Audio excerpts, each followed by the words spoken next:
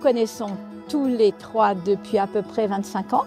Après Noël 2017, Alain nous envoie un mail en disant « Bon, allez les copains, là, il y en a marre, il faut qu'on fasse quelque chose, il faut qu'on se bouge. Est-ce qu'on ne pourrait pas écrire quelque chose ensemble ?» Et le quelque chose, ça a été le manifeste pour une frugalité heureuse et créative. Et il faut faire la différence entre le manifeste et le mouvement. Ici, vous avez ceux qui ont porté le manifeste. Le mouvement, ce n'est pas nous trois. Hein. Et très clairement, ce n'est pas parce que nous sommes ici à vous parler que nous sommes le mouvement. La puissance du mouvement, ce sont ces 15 000 signatures.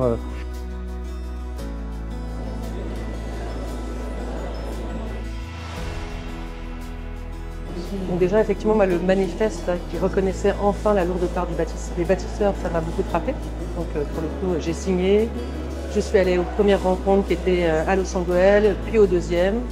Le temps d'observer, de vérifier que le mouvement était très bienveillant, était à la fois radical et très accueillant, très bienveillant. La question de frugalité, ça ne s'arrête pas aux matériaux et ça ne s'arrête pas à l'enveloppe du bâtiment.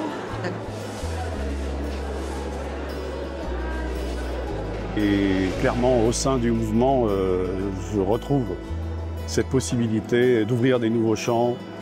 Et c'est absolument déterminant, aussi bien d'ailleurs pour se ressourcer professionnellement que tout simplement partager des sujets, des enjeux, des convictions. Voilà, ça c'est ce que j'ai trouvé au sein du mouvement et je le retrouve toujours d'ailleurs, hein, et encore aujourd'hui lors de ces rencontres.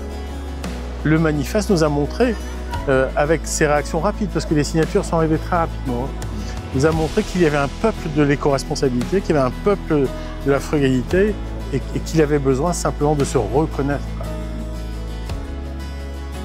J'étais aux premières rencontres à Los Angeles où il y avait à peu près 150 ou 200 personnes. Après ça, sur Bordeaux, il y avait 300 personnes, sur Chambéry, 350, sur Nancy, 400 personnes. Ça se développe énormément. Ça montre que le sujet passionne beaucoup les gens, et en particulier les jeunes. Moi, je suis d'origine suisse. Donc, je suis arrivé en France en 2017. Je me suis tout de suite formé en construction paille. J'ai découvert ça ici. Et puis après, à travers quelques rencontres en 2023, j'ai rencontré des jeunes architectes de Tours. Et est arrivé le sujet de la frugalité.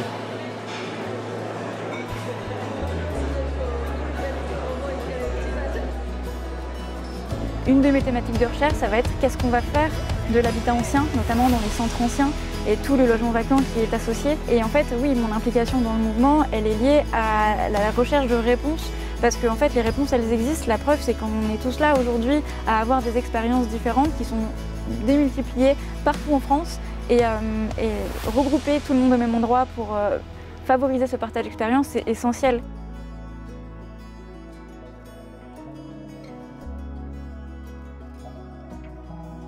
Je ne suis pas architecte. Il y a à la frugalité beaucoup de gens qui ne le sont pas. Hein. À côté des professionnels du bâtiment, il y a plein de gens intéressés par la question du bâtiment et j'en suis.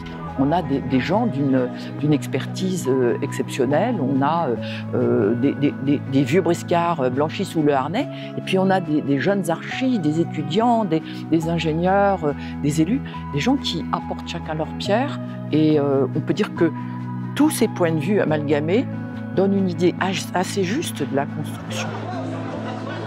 C'est tellement joyeux, que les gens sont tellement sympas à la frugalité. Waouh! On se fait plaisir.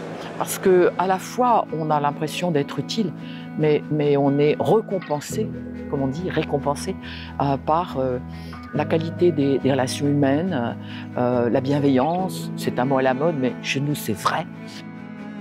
La meilleure manière de convaincre, c'est l'exemple. C'est un bon exemple. Et ce n'est pas seulement un exemple qui soit écologiquement intelligent et qui soit socialement vertueux, c'est un exemple qui soit beau.